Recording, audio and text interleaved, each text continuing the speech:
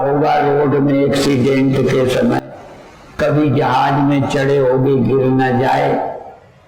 मौत से कभी कभी दुख का अनुभव भय हुआ, पर सैकड़ों भय रोज तुम्हें सताते रहते। और घर नरक इसलिए नहीं है अभी तुम्हारी समझ में कि ब्रह्म ज्ञान नहीं। ऐसा लगता है जैसे तुम व्यवहार में दिन भर में कितने बार लड़के से दुखी हुए, गुस्सा हुए, छाती जलाई, पत्नी से दुखी हुए, पति से दुखी हुए, नौकर चाकर से, कभी कभी जो नौकर हैं वो अपने दोस्त से, हजारों तरह के दुख जाने। ऐसा कभी नहीं लगता कि हमें मृत्यु का दुख हुआ, क्योंकि मरने का टाइम रोज आता ही नहीं। सैकड़ों दुख का समय रोज आता है, मरने का ख्याल रोज नहीं आता। क्योंकि देह हो तो भी तुम देह भी मान लेते हैं कि तुम देह हो, तो दिन में कितने बार मरते हो? कब कब मरने का ख्याल आया, कब कब मरने का भय सताया? पर और सैकड़ों दुख रोज तुम्हें होते, और वो पहले नरक है। इसलिए ये जो हम दुख का निवारण बता रहे हैं, और भी थोड़ा सा इधर दूसरी तरफ का, मैं दावे से तो नहीं कहूंगा, पर ये इशारा जो हम सब जैसे बोलते हैं उनको भी, पूज्य निर्मल चेतन जी महाराज, अब उनका शरीर वो है। चलो शुक्ला बहन नहीं रही, उनको हम अभी ज्ञानी में नहीं मानते, ठीक है। निर्मल चेतन जी महाराज तो सुनाते हैं, समझाते हैं हमारी तरह, संतों की तरह, पर अब मानसिक सुख कहाँ होगा? मुझे नहीं लेता। जब हम छोटे छोटे बच्चों को खेलते देखते हैं तो इतना मुझे लगता है कितने आनंद में है। कई बार यहां भी आ जाते हैं, तुम लेक्चर सुनो, वो आनंद में खेलते हैं तो ज्यादा आनंद में। कई बार मजदूर सिर में टोकरी रखे सीमेंट दे रहे, ईंटें ले जा रहे हैं, हंसते। कई बार कंपटीशन में आगे, तो कई बार लगता है इतना ये आनंद में है कि शायद हमारे ज्ञान की इन्हें भी जरूरत ही नहीं। तो ये क्या है जो वेदांत समझाना चाहता है, वो क्यों समझाना चाहता है?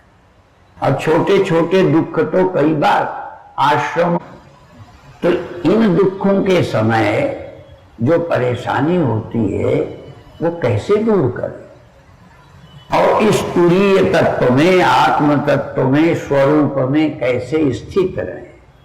और गीता के अनुसार प्रजाति यदा कामान सर्वान् पार्थ मनोगतान् आत्मन्नेवात्मना तुष्टः स्थित प्रज्ञस्तदोच्यते।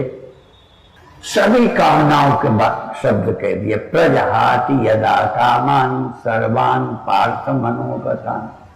मन की सभी कामनाएं, जब ये मैं बोलता हूं तो समझाने की चेष्टा करता हूं कि ये भी लोग नहीं समझ पाते कामना क्या है और आवश्यकता क्या है। यहां इस श्लोक में ये सिद्ध नहीं होता कि खाने की इच्छा छोड़ दो। न तुम खाने की इच्छा करते हो और न छोड़ते हो, न छोड़ सकते हो। इच्छा ये करते तो पेट भरा होने पर कर लेते, आप इच्छा नहीं करते। यदि आप रजाई की इच्छा करते तो गर्मी में ओढ़ते। इच्छा आपके हाथ। ये इच्छाएं जो है ना, ये आवश्यकता होने पर पैदा होती है, वो तुम्हारी है ही नहीं, वो प्रकृति की, गुणों की है, और वो शायद साधु भी नहीं छोड़ पाएगा, मेरी समझ। यदि संत नाराज होंगे तो बाद में मेरे से लड़ जाएंगे, और क्या करें। ठंडी में रजाई ओढ़ने, और कई मूर्ख तपस्वी करते भी हैं। लोग नंगे रहते हैं, उत्तराखंड में रहते हैं। हमारे गुरु भाई स्वामी दिनेशानंद नाम था, तो जब इधर आते थे तो जरा सा कपड़ा कमर में लगा लेते, अभ्यास कर लिया। और जितना अभ्यास इन्होंने किया ना संतों ने, बुरा नहीं माने, इतना गधे कुत्तों ने कर रखा। ठंडी में ऐसे, गर्मी में ऐसे ही, धूल में ऐसे। क्या ये विरक्त हैं? यदि विरक्ति इसका नाम है और तपस्या तो तापसास्ते भवन्ति किम, क्या ये तपस्वी हैं? तो कई जानवर नेचर से, परिस्थिति से इतने सहन शक्ति वाले होते हैं जितना हम कोशिश करके गधे का मुकाबला कर पाएंगे। जो नंगे रह लेते हैं, यदि गधे को, विरक्त को खड़ा कर दें, यदि केवल बाहरी विरक्ति है बिना समझ की, इसलिए गीता कहती है प्रजहाति यदा कामान् सर्वान् पार्थ मनोगतान्। विद्वान ज्यादा जानते हैं, मैं तो सचमुच कम पढ़ा हूं, मैं विनम्रता से नहीं कहता, पर थोड़ा थोड़ा सोचता रहता हूं। ये मनोगत क्यों कह दिया? मनोगत कामान, मन में होने वाली कामना। शरीर के कारण ठंडी लगी ओढ़ना, भूख लगी खाना, थक गए बैठना लेटना, ये तो कोई कामना नहीं है, और न इन्हें छोड़ना है। छोड़ना क्या है? जीने की इच्छा, बड़े होने की इच्छा, पूर्ण होने की इच्छा। ये इच्छा जो आपको पकड़े है, ये अज्ञान से पकड़े है, और ज्ञानी का लक्षण है कि ये इच्छाएं खत्म हो जाए। ऐसे ही दूसरा एक श्लोक है मिलता है, विहाय कामान या सर्वान, इसमें भी सब कह दिया। विहाय कामान या सर्वान पुमान् चरति निष्प्रिय, निष्प्रिय चरति, जैसे जानवर चरते हैं ना, चरति शब्द कह दिया, चरति कहो, भ्रमण करता है, घूमता है, जड़ भरत की तरह, अवधूत दत्तात्रेय जी की तरह। पुमान् चरति निष्प्रिय निर्ममो निरहंकारा सशांति मधुरच्यते। निर्ममो निरहंकार, जहां मैं न रहा और मेरा न रहा। इस चैतन्य में जो सीमित मैं पैदा हुआ है, ये अहम और मम, निरहम च निर्मम, जहां अहम झूठा हो गया, खत्म हो गया, न कहो झूठा हो गया, बाध हो गया, बध नहीं बाध। और ज्ञानी का व्यवहार बाधिता निवृत्ति से चलता है, और मिथ्यात्व निश्चय का नाम बाध है। ढेले को मिटा देना बाध नहीं है, घड़े को फोड़ देना बाध नहीं है, बध है। और घड़े के रहते घड़े का मिथ्यात्व, मिट्टी की सत्यता, इस निश्चय का नाम बाध है। मिट्टी सत्य है, घड़ा झूठा है। ब्रह्म सत्य है, अहम मिथ्या है। अहम त्वम, ये सब मिथ्या है। एक चैतन्य सत्य है, एक मेवा द्वितीयम ब्रह्म। इस विचार का उदय हो जाए, और होगा इसी अहम में। इसलिए जो अहम ब्रह्म का विचार करेगा, वो अहम मरेगा। एक संतों से दृष्टांत सुना था, आपने खच्चर देखे और गधे भी देखे। गधे गधी बच्चे देते हैं, घोड़ा घोड़ी बच्चे देते हैं, बकरा बकरी बच्चा देते हैं, खच्चरी बच्चा नहीं देती। बड़ा विचित्र है। और कदाचित खच्चरी गर्भाधान को प्राप्त हो जाए तो पेट फट जाएगा, मर जाएगा। ऐसे ही ये खच्चरी है बुद्धि, इसको गर्भाधान नहीं होता। मैं ब्रह्म हूं, ये जल्दी समझ नहीं आता, और सब समझ आएगा। फिर बता दूं, गधी के बच्चे होते हैं, घोड़ी के बच्चे होते हैं, खच्चरी के नहीं होते, होते ही नहीं। यदि कदाचित हो जाए तो खच्चरी मर जाती है। ऐसे ही अहम ब्रह्म ज्ञान ये नहीं होता। हम लोग लगे पड़े हैं, नहीं होता। पर यदि हो जाएगा तो ये खच्चरी बुद्धि अहंकार मर जाएंगे। यही है। इस सत्य को ठीक ठीक सुनो।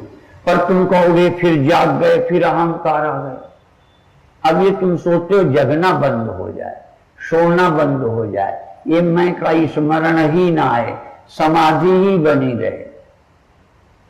मुझे तो नहीं लगता।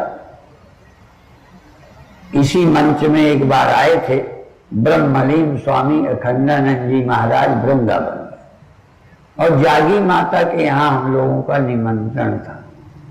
हम सब संत बैठे थे, मैं ऐसे बैठा था, मेरे बगल में एक संत, फिर वृंदावन वाले स्वामी जी बैठे। तो मेरे बगल वाले संत ने उनसे पूछा कि महाराज, ब्रह्माकार वृत्ति हमेशा नहीं रहती। तो जो महाराज जी ने उत्तर दिया वो मैं दे रहा हूं। तो कहते हैं, झाड़ू देने आई थी मेहतरानी कि हम बिस्तर बनने आई थी, तुम्हारे साथ रहने आई थी कि झाड़ू देने?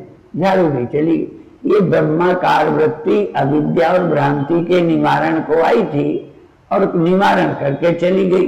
अब उसको घर में बिठाए रखोगे क्या? ये उनके शब्द हैं। कई को शिकायत रहती है, ब्रह्माकार वृत्ति नहीं रहती, कोई वृत्ति नहीं रहती। हाँ, ये जरूर है कि देह हूं ये वृत्ति आपके है। गहरी नींद में देह हूं ये वृत्ति कारण में लय हो गई थी, अज्ञान में। और अज्ञान में कोई चीज नष्ट नहीं होती। ये देख लो करामात, अज्ञान का चमत्कार। पेड़ की जड़ें भी यदि दबी रहें तो पेड़ नष्ट नहीं होता, काट लो फिर शाखाएं ले जाता है। ये देह का अभिमान सुसुप्ति में बीज रूप में पड़ा रहता है, इसलिए जागने में फिर पूर्ववत पैदा होता है। पर अविद्या निवृत्त होते अहंकार का मिथ्यात्व निश्चय हो गया। परिच्छिन्न अहंकार मिथ्या है, आपकी व्यापकता सत्य है, प्रमा ज्ञान हो गया, ये भ्रम निवृत्त हो गया। इसलिए भ्रमात्मक जो वृत्ति है ये उठ गई, सो गई, फलाना हो गया। इसलिए दो तरह की भ्रांतियां भी होती हैं, सोपाधिक और निरुपाधिक। किसी बस में बैठे हैं, शीशे हरे हैं, लाइट पड़ी तो आपके सफेद कपड़े हरे हरे लगते हैं। यदि बाहर आके अंदर बैठे बैठे आप धोते रहो तो कब तक साफ करो? सोपाधिक भ्रांति। शीशा हट जाए, शीशा बदल जाए, आपका रंग बदल जाएगा, लेकिन उससे भी शायद भ्रांति न जाए।